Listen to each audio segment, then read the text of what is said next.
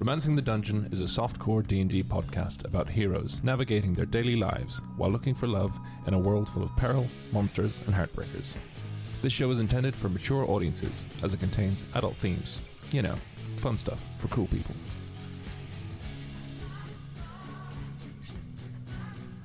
Content warnings for specific episodes can be found in the episode description.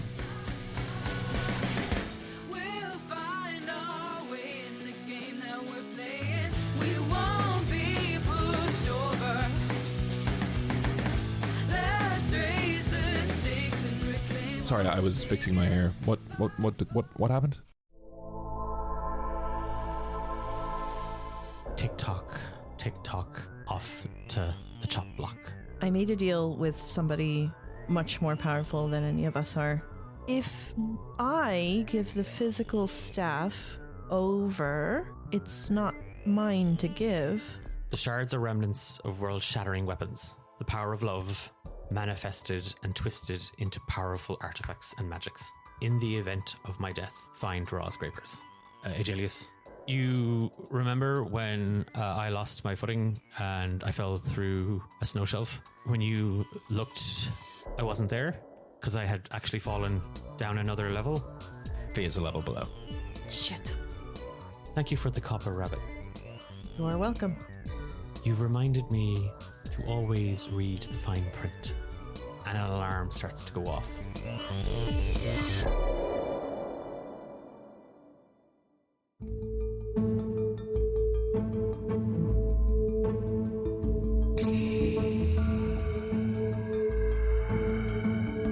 An alarm's going off. An alarm is going off. And we're on level 2. And you're on sub-level 2.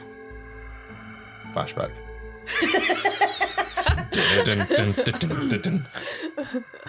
I hate this mechanic. Why did I bring this mechanic into it? While Nate was invisible, and he had this crowd of people that absolutely loathed the 4 heroes, he found himself amongst the masses, spreading word that the guards can't be trusted, that if we're to see Fia Burbage die, the people need to take it into their own hands, and they're going to riot the night and come in and do the job themselves. Basically priming that big crowd of people to infiltrate the prison and help divert all the guards towards them. Give me a deception check. 27. Whew.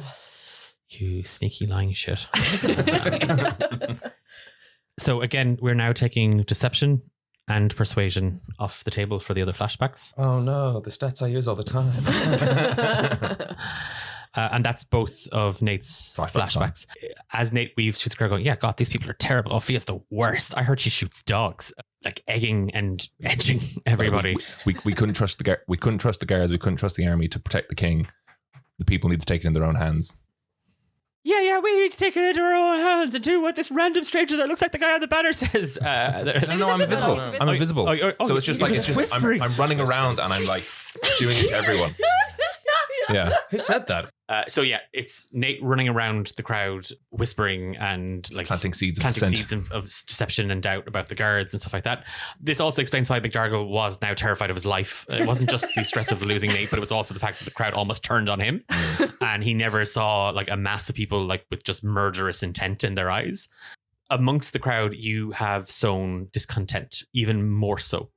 As you emerge in sub-level 2 of the Gaelchar City Prison, there is a full-blown riot in the palace grounds as these rioters make their way into the palace and towards the dungeon.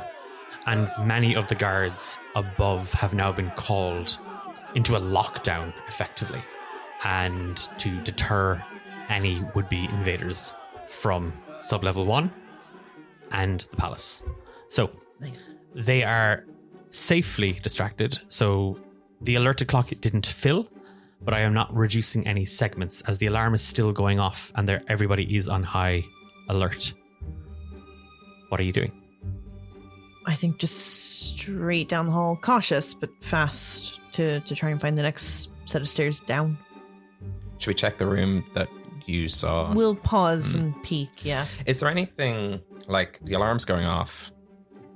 How? Like what's the... There's just a ringing sound just sort of wafting through the air. You do see several panels on the walls and stuff like that kind of have lit up, and there is sort of an amber glow sort of flashing through the hall here. Cloda's going to cast silence. Give me an Arcana check, Clodagh. 13. The magic wells up inside you, and as you expend the energy and the spell slot, the magic dissipates as another set of panels glow around you, and anti-magic capacitors are still in effect. Can somebody with a physical weapon break that thing? Yeah, I'll just try stab it with a dagger. Give me an attack roll. 15 plus whatever my dagger is. Plus 8, so that's 23. That hits. And the damage is 8. And you take 12 force damage. Okay. You jam the dagger kind of in between the edge of the piece, and with it just a repulse of magic backwards, AJ, you are blasted back from the wall. The panel has kind of come loose, but it is still glowing. The amber light is faster. An alerted segment has gone up. 3 segments remain. Ugh. Good.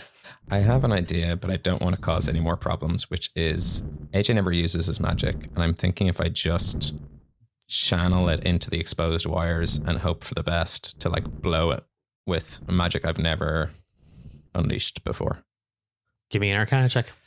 Oh boy. Because the capacitors are still up, so... But I'm trying to fill the capacitor with pure arcane white crystal energy. Yeah. So you're trying to overcome its barrier to overload it. Yeah. Yeah. So I'm hoping it has a fuse. And it's exposed. Something like that, yeah. Natural 20.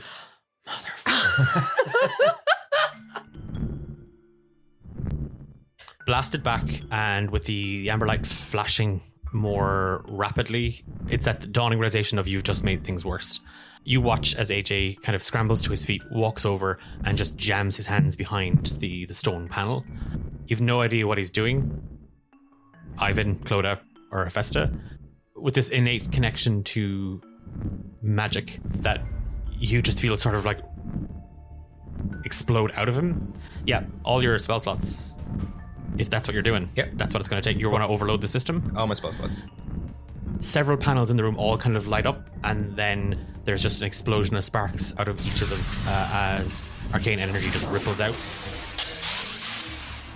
Weirdly, Ivan, Hephaestus, and Clodagh, you feel more like yourselves here. So do a few other people in the cells. You see a few kind of dance back and forth, and it's like, okay, give me room. And thunderwave immediately out of a cell as cell doors are blasted off, and there's a very scraggly looking older woman, sort of the kind of half haunches out, and seeing you with your hands inside it. All right, okay, what are we putting down? What are we putting out? Because I got a lot. We're busting you all out of here, but first we gotta get someone on the sub-level 3. You with us? No, I am not. Nope. Oh, let me roll persuasion. Oh no, persuasion's been taken away from us. I'm not doing that. Nope. I'm going up and out. So if you're up and out, let's go. Best of luck. Those guards up there. Yeah, best of luck to the guards. And she the little lady kind of cracks her neck a little bit. Come on, Myrtle. There's life in you yet. Magic Myrtle. As she moves past, she is literally eldritch blasting doors, literally like a cowboy. It's like, pachoo, pachoo. It's my future. And you see several of the other inmates that are imprisoned here on sublevel 2 are all kind of following behind her. And it's like, where's that heckle fella? She just kind of shouts back, you want to watch out for the aboleths. You really just want to watch out for the aboleths. She saunters upstairs. Again, you can see a faint green and purple hue of eldritch energy lighting up like fireworks as she shoots and blasts her way up the stairwell towards sublevel 1. Feels like a needle drop moment in the movie. You have disabled the anti-magic capacitors. And create a whole new distraction. The system is down. I will give you that. I will take the alerted down 1. So you still have 4 segments of that left to fill, as further guards above are aware. You're heading down? Yeah. Okay, yeah. Again, it's that thing of moving towards Fia's cell. Mm-hmm. There's no sign of her. There's nobody in there. The door is still closed, but there's no sign. You head down further, and as you move, this is a much narrower stairwell Ivan and Festa, then you would have come down from sublevel 1. Before, it would have allowed for a flow of traffic up and down. This is one way. This is very much a space where there's not much room to move. All of you give me perception checks as you saunter down. Another natural 20. 19. Natural 20. Yeah. 3. Say the line, Festa. That one.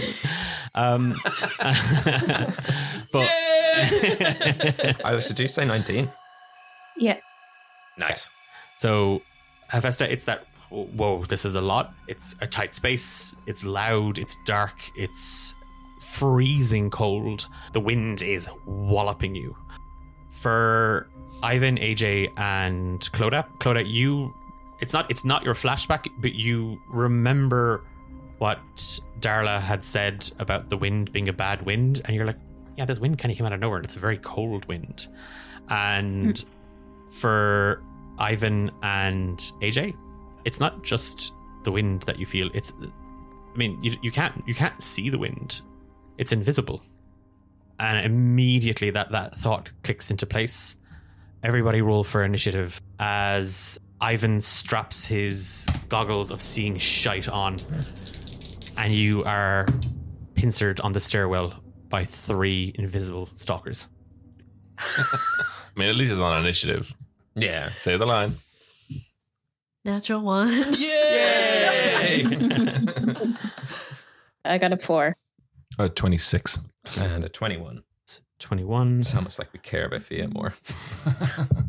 I planned all of this. And the aboleths, not the aboleths, the invisible stalkers only got 9.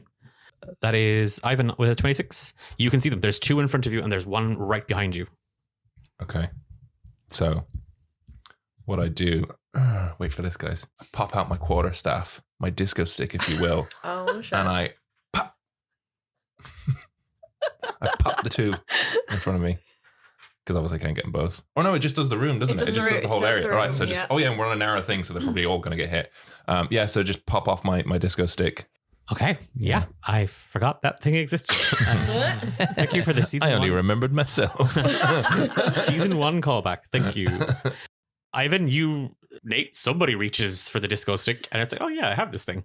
Oh yeah, look what this does. And it's poof. And glitter just explodes from the top of it, and everything and everybody in front of you, which is literally everybody, is covered in glitter. And all of you can now see 3 invisible stalkers. If AJ is in front, then there are 2 in front of you with Festa sort of behind that, Clodagh and Ivan at the rear. There is 1 behind Ivan. That was your action. Any bonus actions? No, that's it. Sorry. That's it. Okay. Yeah. AJ. I am going to attack one of these that's glittered in front of me with a short sword. I'll do 2 attacks, 26 and 22. Both hit. Both hit, and then 15 damage. You turn around and again, it's that thing of, oh, okay, I'm covered in glitter. Oh my God, there's glitter in my eyes. Everything's glittery. And you swipe out at the visible, now glittered stalkers. One sort of drops and sort of hoofs up like the wind. The other one, your blade goes right through it. And it's that thing of like it's the wind. You don't really know if you've connected with it, but you slice, and where you cut, the wind sort of refills or seals itself up. Any bonus actions? Not at this point. I'll kind of say it to everyone. We're fighting the wind. That's a Festus thing. Fighting the wind. Yeah, punching. Remember, I'm going to punch the wind. Yeah. Yeah. Because I know the first one definitely hits, because that was a 23, but does a 12? No. Actually, he gets 22. Okay, that's a 22 again, though. So you take 11 bludgeoning damage from the first, and 12 bludgeoning damage from the second. Cool. Both sort of twist and move and sort of wallop against the wall, kind of thinning themselves out. And then at the same time, both sort of swipe at you with their full forms as the wind just wallops you, AJ. Ivan on the rear does a 16 hit. No. And if a 16 doesn't hit, then I assume a 15 doesn't hit either. No. Are you sure? Yeah. Okay. Here, hold it. You see you are watching it, and it's looking at itself, and it was like, I'm meant to be invisible, and it's kind of having an existential crisis as it slams out at you. And it is Clodagh, your action. I am going to cast Guiding Bolt on the nearest one. 24. Yeah, that hits. And then 66. Sorry, give me 1 second. I'm doing it at 3rd level. I was about to say, sorry, how many D6? 19 radiant damage. You're kind of catching your breath as the wind kind of whips around you, and everything's covered in glitter, and you're blinded, and everybody else is covered in glitter, and they're very shiny, but you can see these invisible stalkers now, and what the hell is happening? Just kind of throwing a hand up, you're not sure if it's the glitter or guiding bolt, but there is a flash of light, and the one that's just swung and missed at Ivan, your guiding bolt strikes it, and it lights up like a freaking disco ball, and the entire stairwell illuminates. You can see that you are actually this stairwell. This thing, it's deep. The light actually disappears. There is some ways to go yet before you reach the bottom and sub-level 3. Any bonus actions? I'm going to Bardic Inspiration Hephaestus because I'm nice like that. Okay. As quickly as the guiding bolt magic whips away from you, it's that thing of like, yeah, Hephaestus, yeah, you need some, and it's just humming kind of a little lullaby, and it's that kind of to reassure, to calm, to bolster. Hephaestus, your action. AJ's in front of me, Yes. and then in front of him is It's 2 of these glowing. Okay. I know it's a very tight corridor, but like, can I squeeze past him and get in front? You could, yeah. Okay, so I just kind of like grab him and shove him out of the way and get in front of him, and I'm going to Burning Hands down the stairwell at the 2 of them. So that's dex saves for both of them. 19. So half of 17.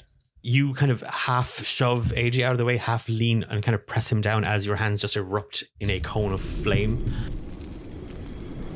The fire just spills out from you and down around the spiral staircase as the invisible stalkers are almost like the fire almost gets brighter as it catches them. Any bonus actions? No. Top of the turn, Ivan. Yeah, I again attack the nearest one close to me, and I just do 2 attacks. Up to 2 19s. Yeah. First one does 7, and the second one does 9. And then I will also hit with a Wrathful Smite as well. They'll have to do a wisdom save on this, or otherwise be afraid of me. Just before, because we always forget to do this, Hephaestus, will you give me a roll on your swirling emotions table? 15. Okay, we're good. So that's another 6, and they have to do a wisdom save of 16. Motherfucker. That's a 13 plus 2. Okay, so they're frightened of me. Okay. Yeah, it's the and it's that sort of sweeping and swiping with the air. Like, you don't know. Wait, I'm Ivan. I don't do that. There's more sort of grace to my movements, but it's like this is more kind of performance. And you swipe out at the wind with your rapier, and it's like you cut it, but it's like cutting webs. And as much as you do, it sort of reforms or reshapes itself. And then it's that thing of like, be gone. And you actually do, like, there's kind of a face within it. Like, it's all glittered, and you can see like kind of the dark masses where it's trying to take on kind of a humanoid, almost facial structure. Just gonna make sure. Of all the conditions that it's not immune to, frightened is not on this list. I'm a pretty scary guy. It's big on as you're like, oh, and it's terrified of you. So on its next turn, it can't get any closer to you. It has to use its action to get away from you. Can't get any closer to you, but only certain things are immediate reaction, run away. Yes. So, Yeah. but it can't get any closer. AJ. I'm going to whip around and say to everyone, keep moving forward, disengage and keep moving forward as I try to get around them. Because I feel like I can dance around them without provoking an opportunity from within their melee attack, the 2 that are in front of us. So I'll squeeze past 2 again. And I never thought this spell was good. It's a cantrip, but it's called Blade Ward, and I have a sword in my hand. And instead of trying to fight the wind, I want to try dance with the wind by taking on a wind stance. And I extend my hand and trace a sigil of warding in the air. Until the end of my next turn, I have resistance to bludgeoning, piercing, and slashing damage.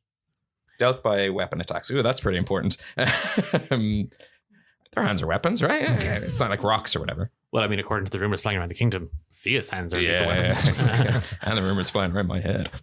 Whoa. Save that for yourself. I'll take on a kind of defensive stance and get ready to just sort of move with the wind so people can keep going. Because I feel like... So your action is Blade Ward. And my movement is just try to put myself between down and these wins. So you're staying within their Range. So I don't range. provoke it. Got it. So you're not But for provoking other an people to opportunity. Great. But it is that thing, like they are sort of shifting and swirling kind of around each other. It is the thing is it's just your stance. The only thing that changes about you is your stance. For a second, Tefesta, it looks almost as if AJ got a little taller. Just the way he holds himself. You watch as he sort of on the ball of his foot kind of it's sort of a duck and turn and weave. And he seems to it's almost like he's mimicking the same sort of movements of these invisible stalkers as he sort of weaves in around them, his blade still up, and he kind of sets himself between them, the goal, and clearing a path for Yi. They are going to make their attacks. Yeah, I'm going to bonus action second win. But you have resistance to bludgeoning damage. I do. Okay, so whatever if they do hit, this will be half. Yeah. No, that's a 13 to hit on the first attack. Doesn't that hit? And an 18 on the second. That one does. 13 damage halved. Going up and they're down. 7. I go down because I went down. I did down on yours, so you do down on mine. Cool. Yeah, you do. Enough talk of bro jobs, okay? I can't help. Nat 20. What? Yeah. On who? On you. Oh, For the other one. So Not me. that is 6 plus 5 is 11. Plus another 6 is 17. Plus the 3 is 20 on the first attack, which is halved because of your... So 10. Yeah. Damn it. I forgot about it. And then 14 on the second attack. So half 7. You are kind of in step with their movements, and it's almost like you have the rhythm. And the first one, you just weave in and out of it. The second one, the first attack, it's the wind can turn, the wind can change, and it is just a wall of force, and it slams into you and bounces you off the wall almost. And you do kind of catch your head. That's what the hit. As you sort of lumber forward, it goes to kind of like, again, like a wave, the same thing. And this time you allow your body to bend like a reed with it. The other one is frightened, and the other one turns, and you see it kind of float. It's like a floating, glittery wind just up into the air. It's the aftermath. It's the after party of like a gay pride festival, and glitter dust has been caught, and it's wonderful. It's beautiful. People will take pictures of it in years to come. But it's frightened of you, so it is going to use its turn to run. It's Clodagh. AJ is the last person she's seen get hit, right? Correct. Yeah. So she's just going to use Balm of Peace, which is basically as an action, you can move up to your speed without provoking opportunity attacks. And she's going to move to AJ. And when you are within 5 feet of any other creature during this action, you can restore 2d6 plus 2 hit points to that creature. Okay. Hearing him instruct them to kind of keep moving forward, she's going to move towards him past the glittery floating things. Stalkers. And Okay. And then roll your 2d6. 11. As you watch one disperse and fly away, and hearing AJ's call, you see that there is a thick amount of blood in his hair, and you'd heard a twack, but you didn't quite see it. You surmise that AJ has been injured, and it is that thing of, you heard him say disengage and go. You moved through, and the song within you changes ever so slightly, and it is a calming melody that your Nana Medamoon used to sing to you when you were in a tantrum. As you glide towards AJ and Hephaestus, the melody sort of engulfs AJ as you feel rejuvenated. Hephaestus. I'm just going to start moving through and around and behind AJ as well. Okay, so you're using your action to disengage and shift through Disengage and following move, after. Yep. Okay, so it is that thing of hands up and still sort of magic at the ready. You shift past the two invisible stalkers, kind of following on Clodagh's footsteps, all the while keeping an eye on them. Ivan, top of the turn. I'm going to jump in there with AJ then in that case, and because he's taking a lot of damage, so I will come in, and again I'll do 2 attacks. And so one is probably not going to hit. That's a 15, and the other one is a 27. 15 hits. Oh, 15 hits. Okay, well, that I hit twice then. First one is 13. Second attack is 9, and I suppose I'll hit for another Wrathful Smite. I feel like I use Wrathful Smite wrong. I'll just say before anyone rules lore as me.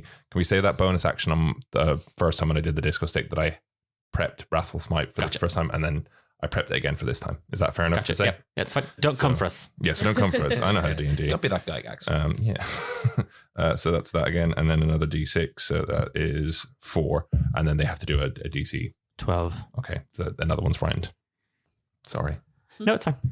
I love prepped priming another encounters that don't get tapped. You sort of slash out at both, catching both in glittered stalkers. The second one, though, it's that same thing. As it kind of catches you in the eye, you feel your eyes lock. The wind gets a little knocked out of its own sails as its bravado and its confidence and its innate sort of, I am a hunter, I am a threat, I am a force to be. Nope, I am out of here. That guy made the other guy scared, and he goes to kind of float up as well. It is AJ. Oh boy, I don't know what to do here. I am going to unclasp my cloak and wait for this final piece of wind to attack me to try catch it in some fabric. Sure. Yeah. Yep. I'm just going to unclasp it and then ready it. And the moment it moves, I'm just going to go and then try tie it in a bag. I mean, I don't know what. Okay. Knives don't work. Fair enough. Okay. No, you can hit it with a knife, can't you? Does it do damage? I don't know how much it's Minor. reforming, and I don't know. Okay. You know. Okay, so it's the same one that's been wailing on you the entire time, so it's Yeah. going to keep going. Piss off. That is a 21 to hit. Yeah, sure does. It's 9 plus is 11 bludgeoning damage. Sorry, can I use protection in my fighting style to put disadvantage on that as a reaction because I'm next in? No. No, you can. Yeah, I can. Of course I can. That's a 14 to hit. It just doesn't. Hey. Thank you so much. Another Teamwork. attack. And that's an 8. So that also doesn't hit. But because it's failed its attacks, what are we doing here? Convince me. I'm waiting for it to rush towards me Which it has done. because I know it's different to the air around. Mhm. It has some form. Mhm. And I'm trying to, as soon as it does, step out of the way and what do you call those like a big bin bag, catch a thing. So, up there and then I'm tie it. seeing that, those ads that used to be on Instagram or whatever, and it was like, take this like to go couch wherever you want, and it's like you just open it and you whoosh, That's the and it exact just fills thing with I'm air, thinking and of, it's yeah. this wonderful thing that you can lie on anywhere, on the beach, in a field, in your office. We're going to turn this thing into a couch. Yeah. Yeah. I'm just going to say yes. I'd say, it's not athletic because it's not like a bull that you're trying to rodeo. It's not sleight of hand because you're Acrobatics? Animal handling? Animal handling? Look, I'm just trying to catch some wind in a bag. Give me an animal handling. It's the only thing I can think of. We've punched the wind. Now we're going to bag at the wind. Yes. Bag the wind. That's 12, but I feel like I'm going to use an inspiration, or actually I'll use Tides of Chaos to give myself advantage. That's better. That's 21. Yeah. It barrels up, it rears back, and you can see it's like the curl of a wave in the sea almost as it sort of mimics that movement. Ready for it, AJ. You, as it rushes forward, on the ball of your foot, shift and change. Cloak is off, it's unclasped, and it's around, and you swoop and catch both sides of it, and you bag the air elemental, tying off and yank. And it is struggling. Like it is punching and hitting as it just kind of puffs through. But yeah, you've got an air elemental in a bag. You've got an invisible invisible glittered stalker captured in a cloak. Perfect. I'll add it to my inventory. It's like Baldur's Gate. He's Who carrying knows? 6 corpses right now. As you are racing, that amber light continues to glow as the glittered invisible stalkers maneuver up, and now guards are seeing, what are they doing up here? Why are they so frightened? And why are they covered in glitter? And also, some of them didn't know that these things were down there. No one goes to sub-level 3. So the alerted clock has another segment in it. You've 3 left. You've 1 segment left in the rescue clock. Yes. You are racing down the stairwell, and it is that thing, Clodagh, with you leading the way. Your foot finds flat ground, and the sound of the river just roaring now is louder. And you can see why, as there is just this huge chasm and a storm of water just roaring between you and what looks to be a single platform suspended by a large chain hanging in the middle of this chasm. It is about 150 feet. Oh shit. So it's just a platform suspended over a chasm. Imagine the Magneto cell in X2. Okay. Delicious. It's sort of hanging from a chain. There's a waterfall just gushing over rocks violently. The floor beneath you is bare stone. It is slippery. It is wet. The water disappears into darkness, and there's 150 feet of a gap between you all. The cage, is it solid or barred? Solid.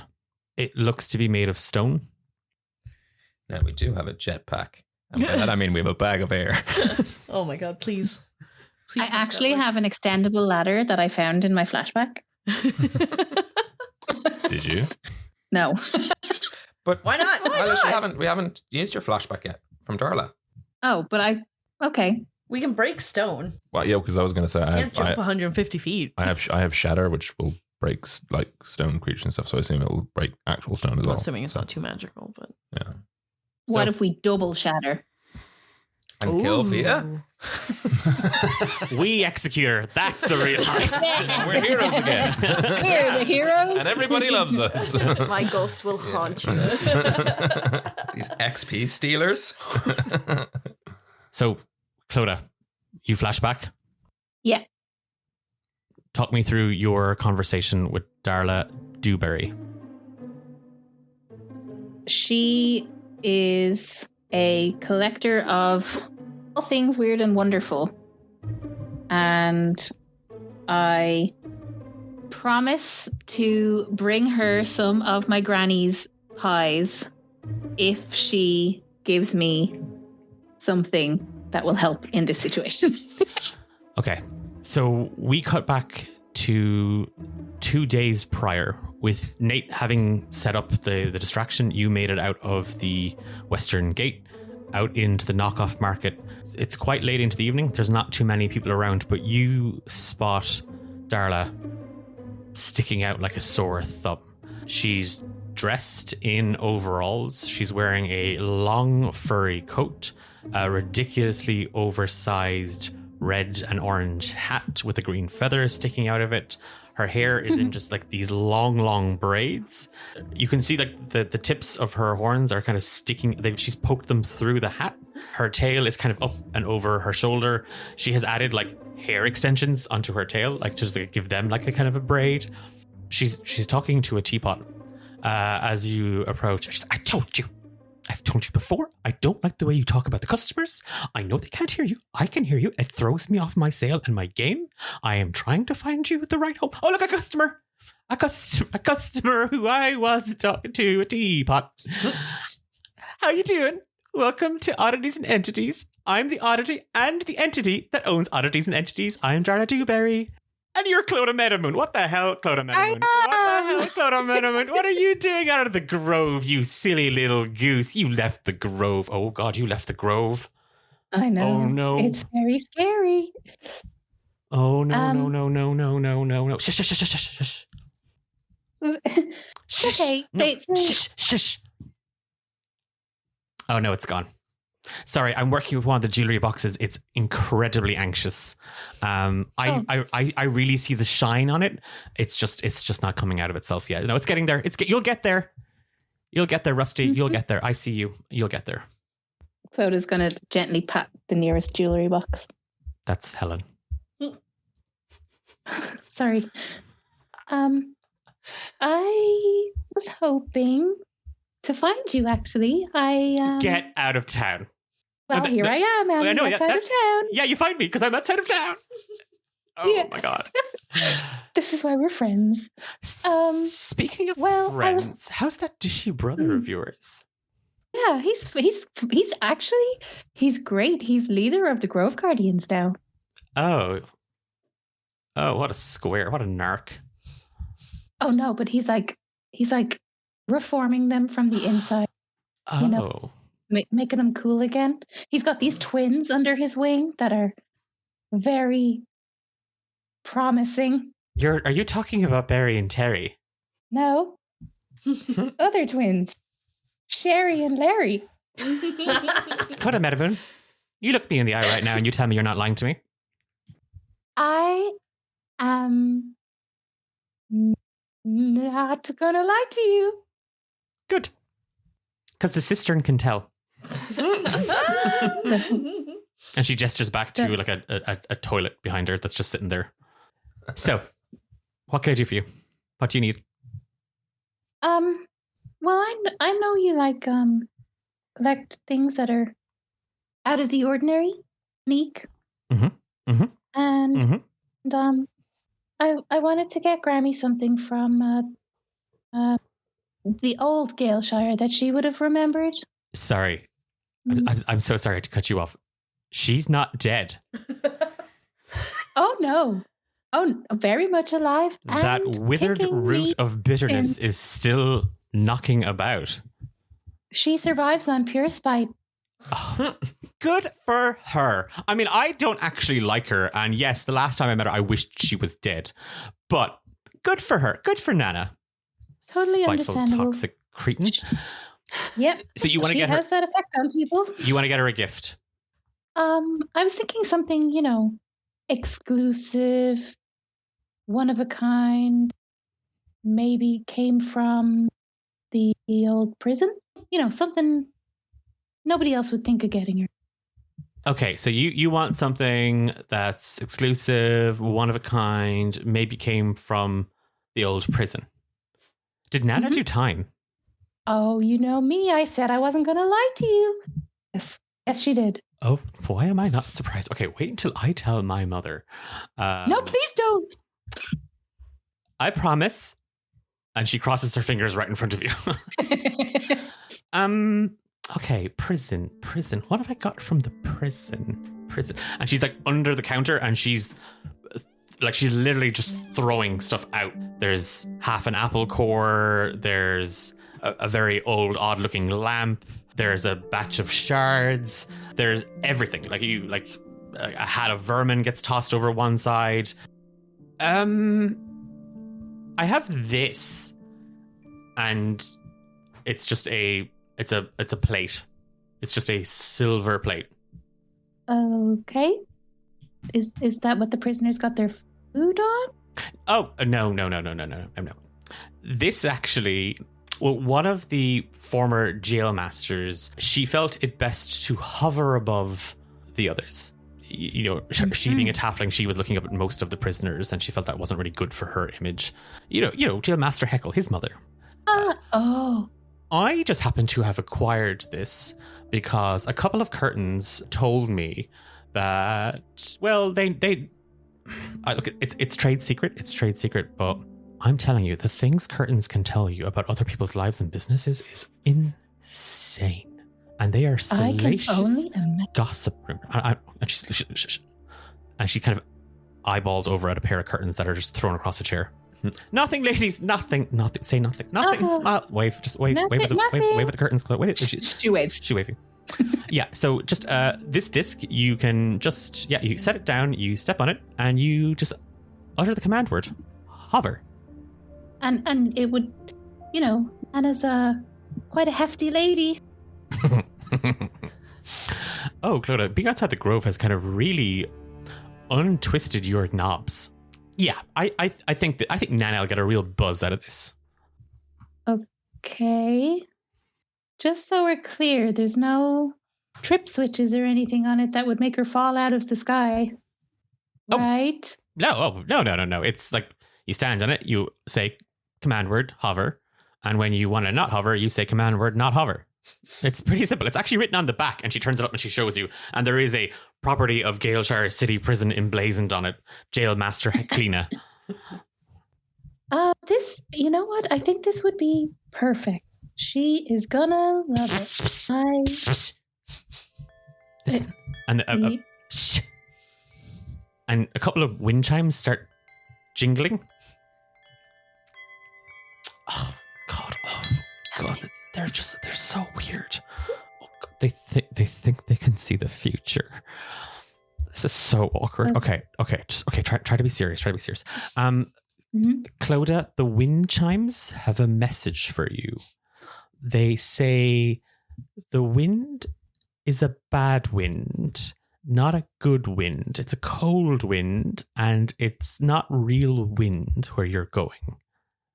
Okay. Oh, that's so insightful, wind chimes. Just nod. Yeah, I actually can't interest you in a pair of divining wind chimes, can I? You don't want these. Do you want to take these off my hands, do you? No, they're too rich for my blood. Well, okay. That's okay. Yeah, so there you go. That I've passed it on. God, Thank you, wind chimes.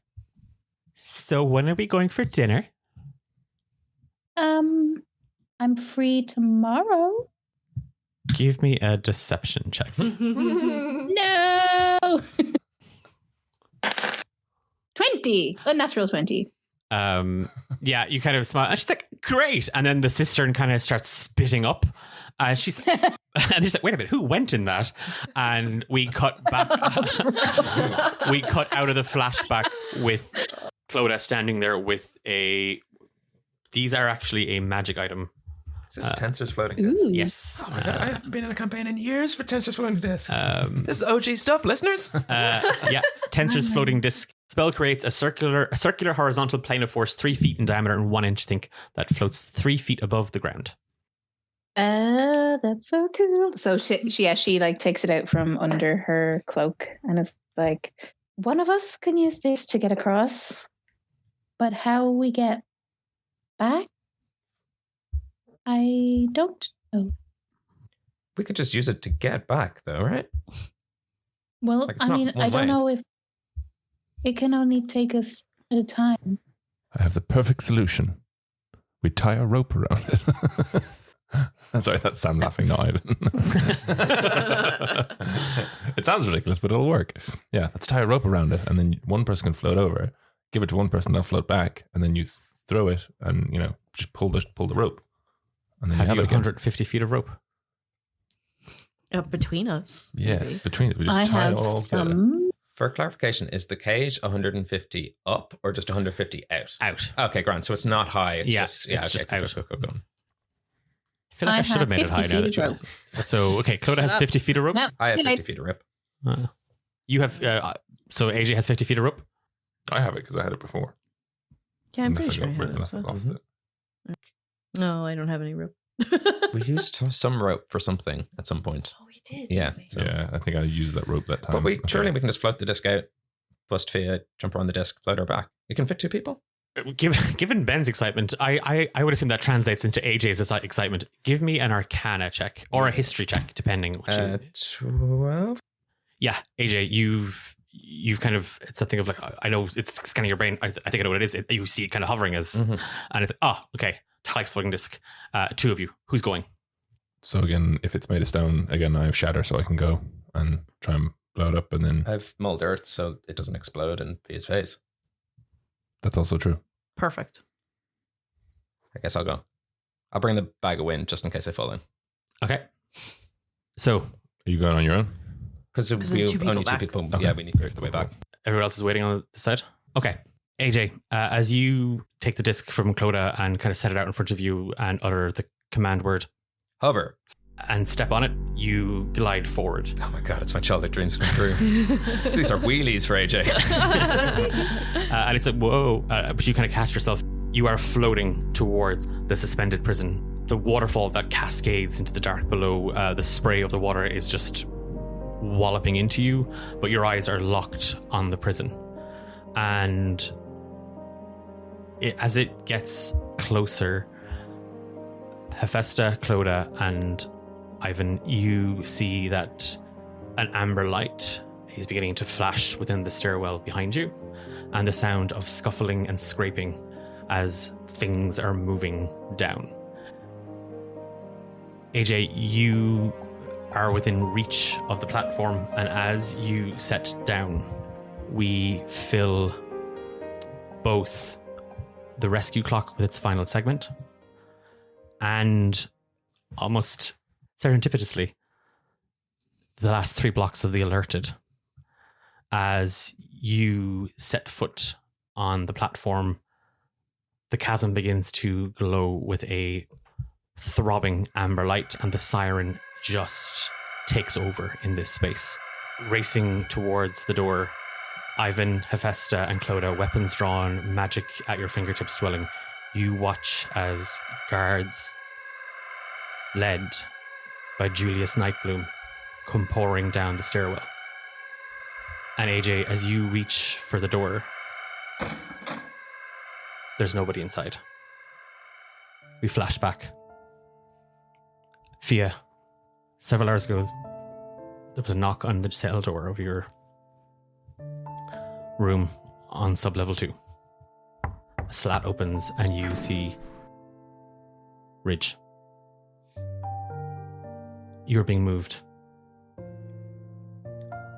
Okay. Quiet and quick. He pulls a slat on the door shut, opens it, and standing there is a figure covered in a hood. A smile creases across its face, and arms reach out for you as a tuft of dark pink curls just spill out, and Una envelops you in her arms. As she does, I reach out to Ridge, and in his hand I put the second arrowhead as I go with Una. Una looks up at Julius, nods, and gripping your hand, spills down the stairwell into sub-level 3. There, at the edge, you watch and you see a platform swinging. Fia? Yes. Trust me. She doesn't respond. She just gives a tiny little nod. And she wraps her arms around you. And she pulls you tight. Shut your eyes. She does. And you and Una spill over the edge into the chasm. Give me a wisdom saving throw. 12. As you fall, there is an overwhelming sense of the world moving around you, not you moving through it. And as you tumble, your eyes flitter and flick open for just a split second. And you're not surrounded by darkness. There is a haze of deep purple smoke. And you spill onto the snow as Una grabs your arm and pulls you to your feet. We have to run. And behind you, you see the skyline of Galeshire City. And in front of you, you see the peaks of the Dragon's Back Mountains.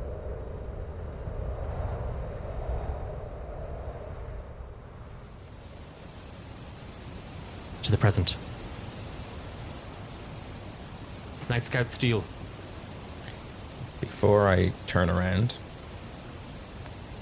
I take my little statue out of my pocket, put it in front of me, and kick it over so that there's smithereens of a statue of Fia in this cage. Come quietly, or I give the order. And he gestures at Hephaestus, Clodagh, and Ivan. I float over on my disc towards him. As you are, again, floating back, Ridge, a scimitar drawn and pointed at the three of you, and you all just hear, under the stars, in each other's sights, and he turns his back on you. As I float towards the guys, I give them a look. I look to the bag, I look to the river, and I give like a dive in and hold onto this bag of air. Yeah. Okay. I just give a little nod. All right. I leap off the disc into the water. The three of you throw yourselves from the edge. AJ, you take the step off floating disc. And as you fall into the dark and you are caught by the river, we end the episode there.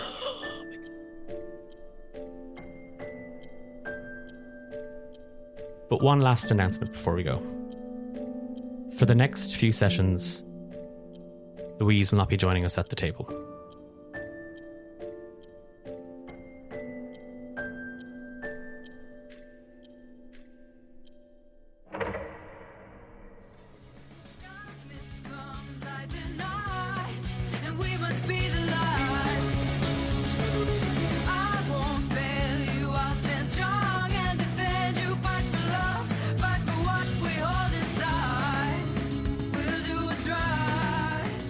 You've been listening to Romancing the Dungeon with Amber, Sam, Eilish, Ben, Louise, and me, Declan, your Dungeon Master. We've had so much fun bringing this to you, and I think it's about time that we switch it up a little bit and we find out what's been happening to Fia. So for the next couple of weeks, we're going to see this story told purely from Fia's perspective. A big thank you to Stephen Tynan and Abby Soiree for our kick-ass theme song, Fight for Each Other. Seriously, how good is that music? Title card and artwork is by the phenomenal Dahi C Designs. You can find more about who we are over on social media at D8 Dungeon on all major platforms. Why not come check out our Discord server? We are in the middle of planning some new campaigns, some new stories. You can check out our other content on twitch.tv/D8 Dungeon. This has been such a blast, and I don't know, you can tell, I mean, I'm recording this at 7:30 in the morning, thinking about the story so far, what we've recorded, what we've gotten to play. You haven't seen anything yet. Find out just what happened to Fia in 2 weeks' time. We'll see you then.